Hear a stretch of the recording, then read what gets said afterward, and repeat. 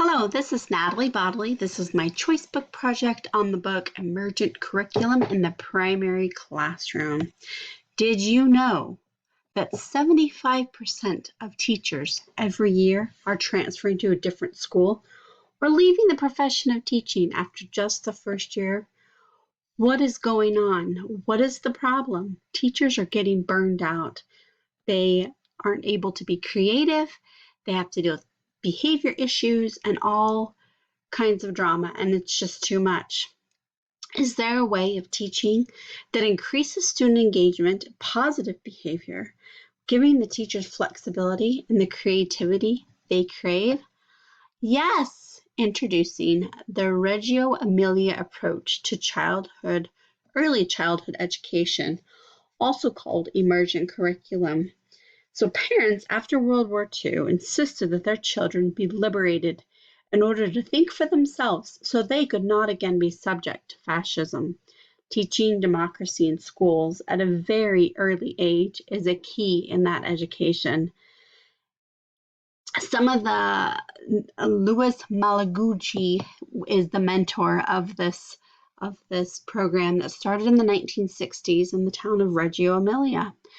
It was used in early education settings, including preschool and kindergarten age. Some of the things they focused on were expansive values, relationality, which de-emphasizes evaluation and measurement, and thinks about how one system affects another in an interrelated system of change. Reciprocity is the sharing of power with living things, allows room for all to be included. Each has voice. Collaboration, collective vision of learning together, asks for responsibility from all participants. The three expansive ideas are organic metaphors. They see school as a living organism.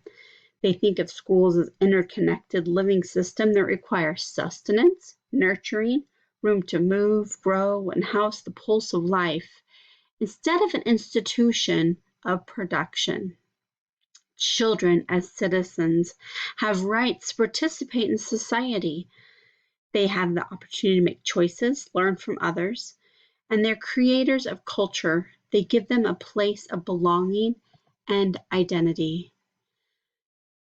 So Carol Ween and her team have come up with a good enough approach for us English language speakers. Sometimes the translation from Italian to English wasn't perfect. And so she's come up with 5 aspects of an emergent curriculum that may be different from what the Italians do because we look at them through a different cultural lens. For example, the first thing is teacher research, which talks about, we'll talk about later, is a type of listening to their students to know what they need and what they're interested in. A participatory structure of democracy is when a group works together through shared activity in which each member has an equal voice. The third one is discipline of self-regulating groups. This is a key feature for this emergent curriculum. These students working in this setting regulate themselves. The teachers don't have to discipline because the students discipline each other. Even as young as kindergartners can do this. They learn the social norms and they just take care of things on their own. The fourth one is creativity with design work. The creative process is huge for teachers, which is some of the reasons teachers start teaching, is to have that. And the students learn how to be creative. They learn how to design objects based on what they're interested in. And the last part is the wind horse effect, which comes from a Buddhist tradition called Shambhala. And it's basically where a positive energy, there's a positive buzz in the classroom when everyone is working together. It's a sense of feeling an electric current. Excuse me. So the first thing we're going to talk about today is backward design, and that's understanding by design is what we learn about in our text, understanding by design. The steps are to identify desired results.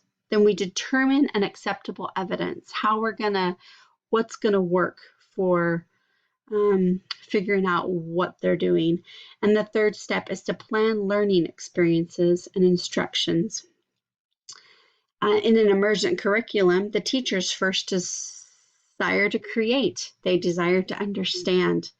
They provide a use of materials, a lot of different materials for crafts, the opportunity for light, using light projectors. They recognize their starting points, where they need to go, and where they come from. And they make documentation all along the way to make sure they're hitting their targets. There's in the emergent curriculum text, there's a story about a third grade classroom on their unit is supposed to be on urban communities. That's one of the standards in Canada that they have to learn about. This teacher usually uses direct instruction, teaches, and then they have a field trip. So the teachers knew where they wanted to start. They wanted to start with this big idea of urban communities. They rearranged the classroom into a class supply area with 4 learning centers, including sound and paint, a map center, construction center, light and transparency center. And they had the kids come in, sit, and talk about what they knew about the city, what they wanted to know about the city. And then they let them go around the room and explore and answer those questions by themselves. Toward the end of the project, the teachers again reviewed the key standards and found that the project hit every single point that it needed to in a more enriching way than ever had before. The projects were left out on display for their classmates, schoolmates, and administration to view. This goes right along with this process of understanding by design. They knew what their results would be for their students to have a good understanding of the urban community. They decided what was going to be an acceptable evidence, what kind of project, and then they planned learning experiences. They just asked questions, what do you want to learn? And through those conversations, they were able to get that done.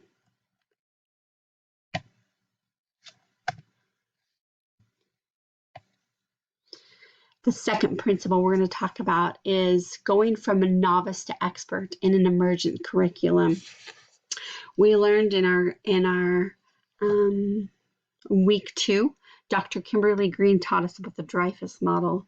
Becoming an expert at anything is a journey that we take. Our students take the same journey in the emergent curriculum approach, especially if they have been in a traditional school setting where they are taught to sit still, listen for directions, answer the questions, etc. In emergent curriculum, the example that we just talked about, the third graders, when students entered their very different looking classroom, they were surprised and amazed. They were very curious. After teachers asked guiding questions and sent them off, they weren't sure what to do. They were definitely in the novice stage. They were looking for the directions they were used to getting in a different environment.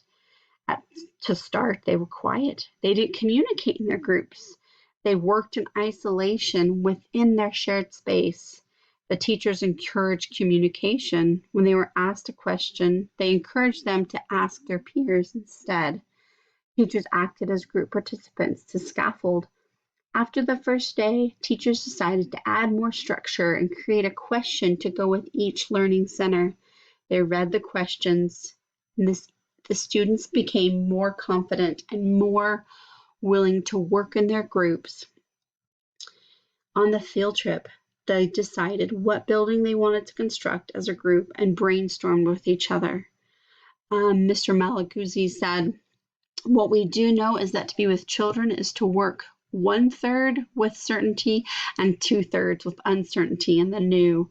Teachers that are new to emergent curriculum start out as a novice. They're not sure.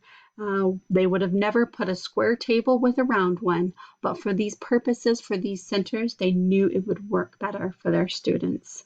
And they become more confident in that stage, just as their students become more confident in this learning, in this different learning dynamic.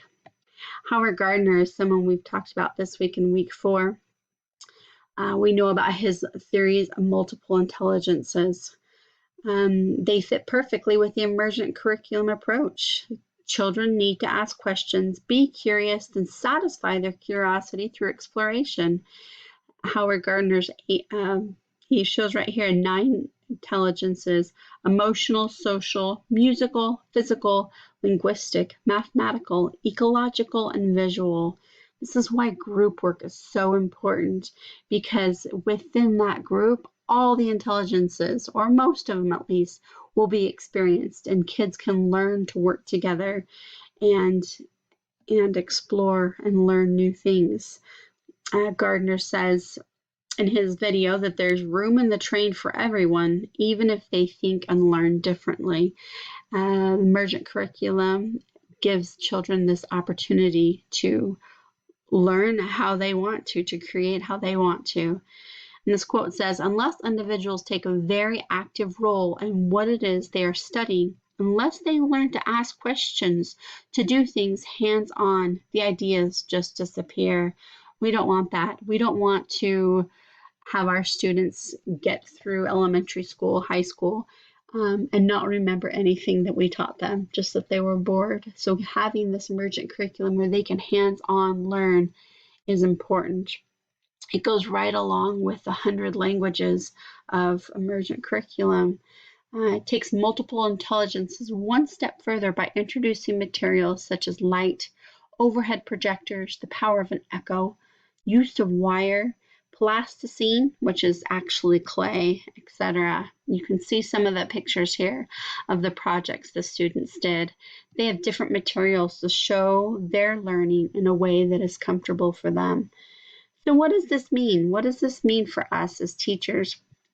Maybe as administrators, as principals, do we want our teachers to stick around, to stay with our schools, and to give their very best? These are some things that the teachers have said about this curriculum. It's so exciting. You can taste it when you enter the classroom. Teachers are living life at full throttle. It's emergent curriculum. So exciting. It's like being on vacation every day. How often do you hear hear your teachers say these things when they're coming into class? Are they excited to be there, or are they dreading it because it's just standards and testing and all the boring stuff? Sure, there's a point for that, but I think turning into an emergent curriculum approach is going to give our teachers and our students the best example possible. Here's my references. Thank you.